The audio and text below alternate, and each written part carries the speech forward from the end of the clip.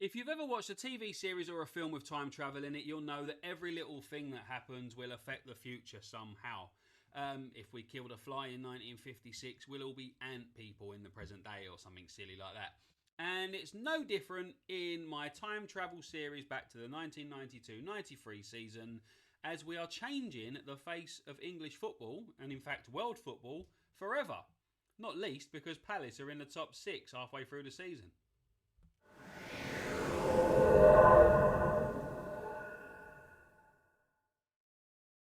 Hello everyone and welcome to part 2 of my Time Travel Football Manager series, where I go back to the 1992-93 season and attempt to get rid of some of my long-held pain and keep Crystal Palace in the Premier League. And so far it's going pretty well. We are in the 6th position halfway through the season. But during this season there have been some things that have happened that would have changed the future of English football completely. If we have a look at managerial changes first, manager movements, we'll see that Howard Wilkinson, who actually stayed as Leeds manager until the mid-90s, he was sacked, and Kenny Dalglish was offered the manager's job at Leeds. Now, Kenny Dalglish, if you all remember, you might not know, but Kenny Dalglish led Blackburn from the second tier of English football into the Premier League, signed players like Alan Shearer, and then in 1995 he won the Premier League title with Blackburn Rovers.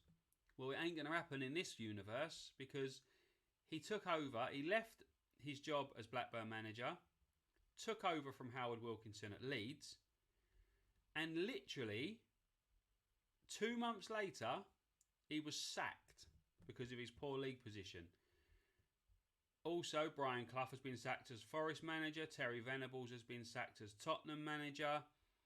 Brian Clough is now the Oldham manager after Joe Royle left to take over at Everton when Howard Kendall was sacked. Trevor Francis has been sacked at Sheffield Wednesday. And I've realised I'm not the only time traveller in this game. Benny McCarthy is the new manager of Southampton after Ian Bramford was sacked. But Benny McCarthy in 1992, when he would have taken over this job, was 15 years old. He had just turned 15 in December 92. So Benny McCarthy's a time traveller too. I'm not the only one. And Erling Moe as well. He was only early 20s. He would have been in his early 20s, so 70, 80, 90, 92. He hadn't even started doing anything in football really in 92. So there's lots and lots of time travellers in this game. It's great, isn't it? I know.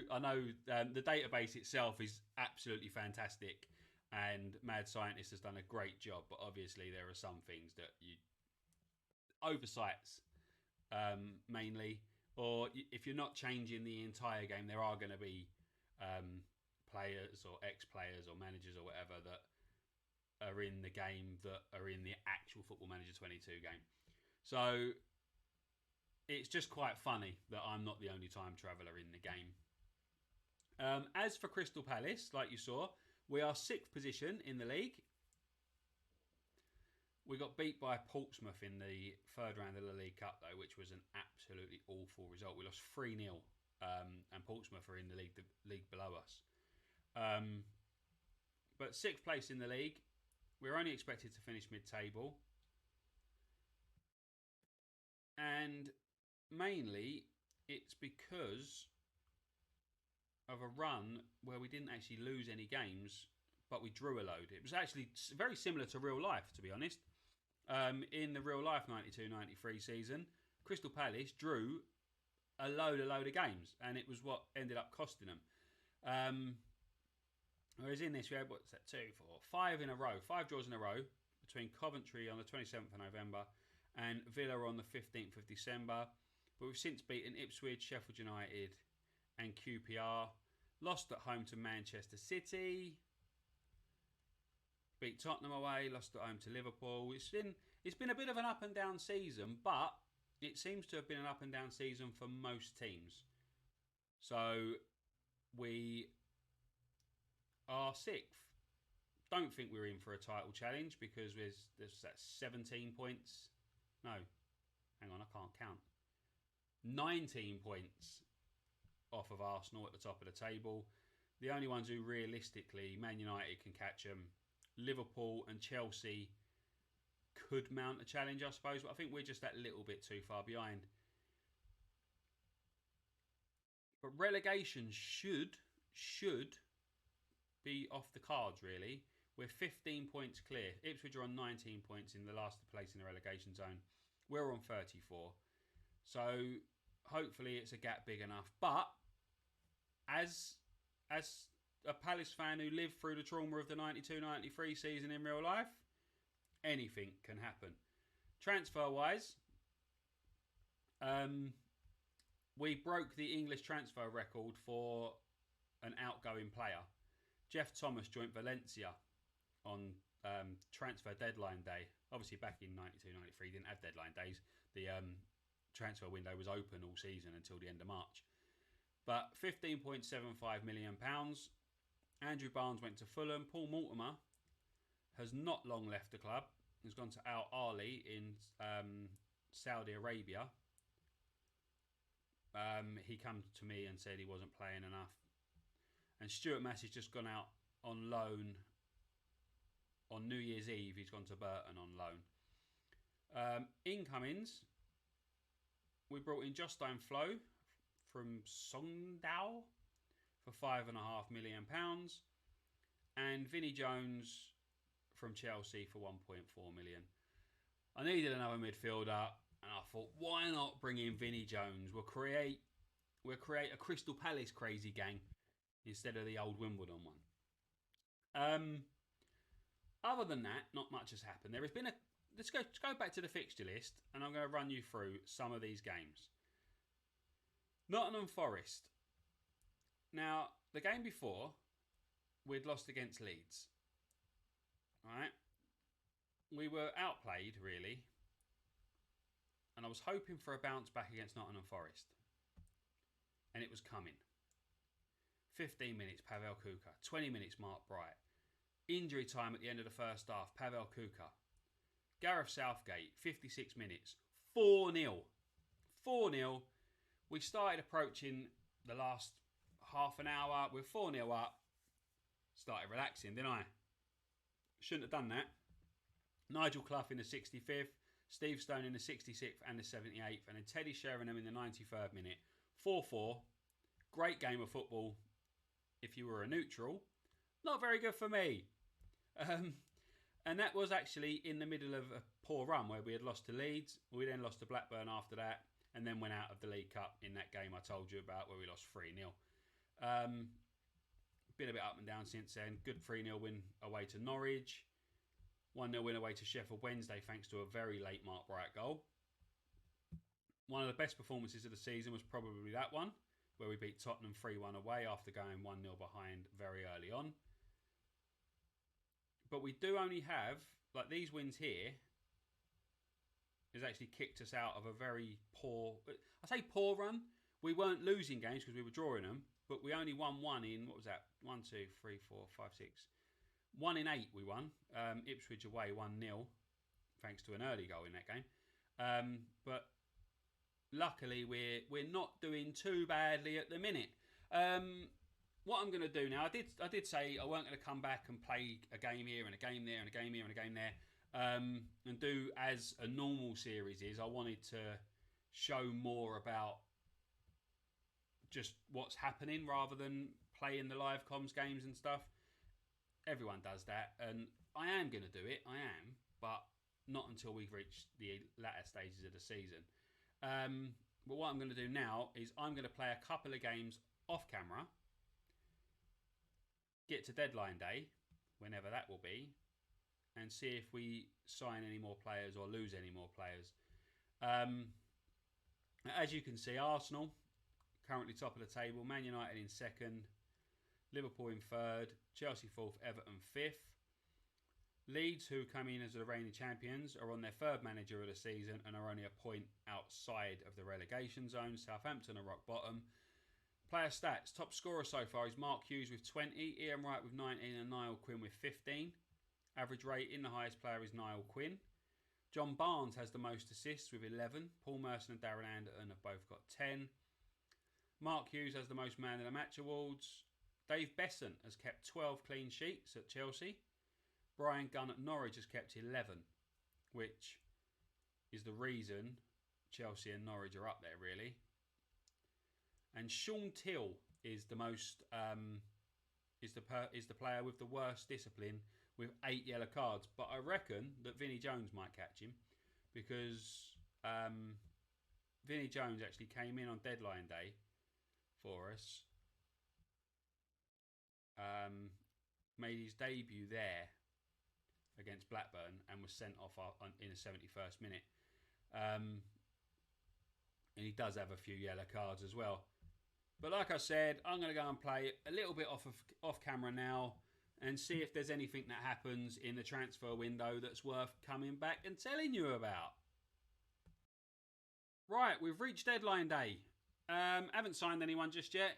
We have got a bid in for Pat Nevin, who name may ring a bell to some people. We've also recalled Stan Collymore from his loan at Notts County because our star striker, Pavel Kuka, something I forgot to mention before, is injured. He's been injured for a while now. He got injured on the 15th of December and he could be out for up to another 2 months. So that takes us to the end of March, possibly the beginning of April. By the time he's match fit again, can't see him playing that much this season. He had scored 7 goals for us in 15 starts, 2 sub appearances. But Chris Armstrong is our top scorer at the minute, as he was in real life in the 92-93 season. He scored 12 goals, 13 starts, 11 sub appearances. Mark Bright has 8. Stan Collymore got on the score sheet in his last game. If we have a look at our fixture list, since the last time I spoke to you, we played Swindon in the FA Cup and drew 1-1. We then beat Arsenal 3-0. Excellent performance against Arsenal, 3-0. Lost 2-0 to Everton.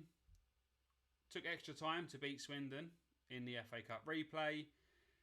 Drew with Forest, beat Blackburn. So a lot of our games are really close at the minute. We're like 1-1 draw, 2-1 after extra time, 2-2 draw, 2-1, 1-0, 0-0, 1-1. Although the Arsenal game, we absolutely blew them away. Which is kind of nice. We've done a double over Arsenal. Seeing as they were the team that relegated us in the real life 92-93 season, we've got some measure of revenge, even though it's just a fictional universe in a computer game. Yeah, so it's deadline day. I thought I'd come back and see what's what. We've had a bid in from Tenerife for Eric Young. I said, no, go away. But at the minute, I don't think that much is going to happen on deadline day. Let's decline that.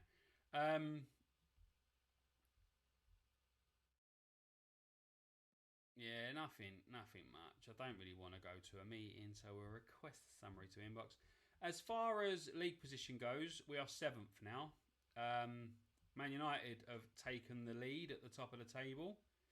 2 points clear of Arsenal. Liverpool 10 points behind Man United. And then Everton, Chelsea, Coventry, then us and Norwich. All battling for that top 4 spot, really. Even Tottenham and Borough could get in there as well. So we're battling for a top 4 place at the minute, which is a lot better than I was hoping for. All I wanted to do was avoid relegation, of which we are 16 points out of the relegation zone now. So we're 21 points off the top, 16 points from the relegation zone.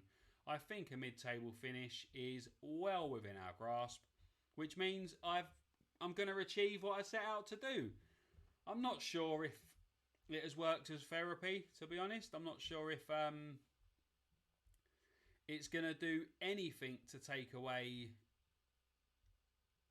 the trauma that I've felt over these years, thanks to the real life. Pat Nevin has finally signed He was in discussions with QPR as well. He's chosen us. Pat Nevin, Scottish international, 29-year-old winger. Some of you may remember him if you're of a certain age.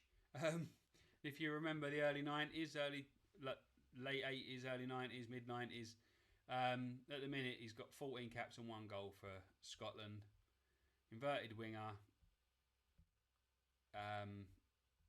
I've brought him in because Jostein Flo is constantly in need of a rest. Constantly, like literally all the time. He plays one game, the next game needs a rest. So Pat Nevin will probably play on the right and I can rotate them and muck about with them. Anyway, I've got 10 hours left of this transfer window. I'm not going to bore you with keep clicking continue because I don't think much is going to happen. If it does, then I'll come back and tell you about it. But if it don't, I'll come back and tell you about it anyway, and then I'll finish the episode.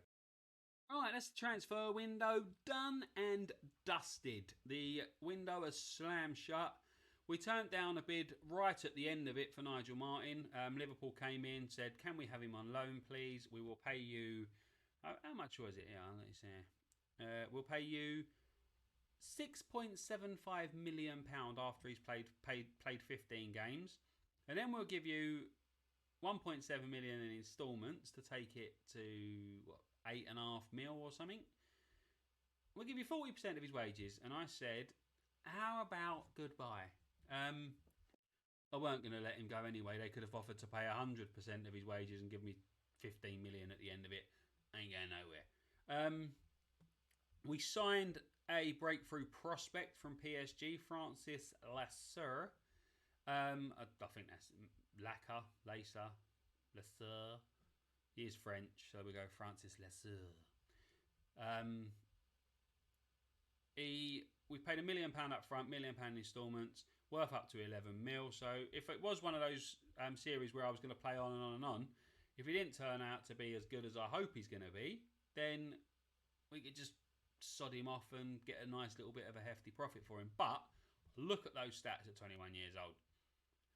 Positioning, work rate, tackling, bravery, he's aggressive, he's got great natural fitness, great stamina, brilliant leadership and teamwork as well. 20 leadership, 20 teamwork. So he's going to do what the team need him to do, and his other skills, marking, first touch, etc., can all improve. He is only 21 years old, and hopefully he will improve.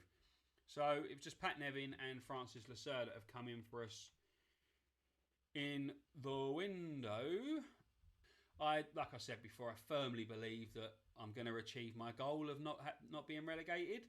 But now it's just to see how high we can possibly finish. Top transfer in the window was Teddy Sheringham, £38.5 million from Nottingham Forest to Manchester United. £38.5 million back in 1993 was an absolute astronomical amount of money. And just the thought of it, imagine it, 1993, January 93, £38.5 million. But right, anyway, I'm going to now go and play through probably the whole of February and come back and let you know how we're getting on as the end of the season approaches. As I said before, and I've said it a few times, this isn't going to be one of those series where I come back every few games, do 2 games as live comms and run the series through forever. I don't want this to be 30, 40, 50 episodes. What I want it to be is 3 or 4 parts, maybe 5 parts, and see how it goes and survive relegation, which I'm confident of doing. So thank you very much for watching. If you enjoyed it, please do leave a like, subscribe to the channel, hit the notification bell and all that jazz, and I will see you again next time. Thank you very much. Bye-bye.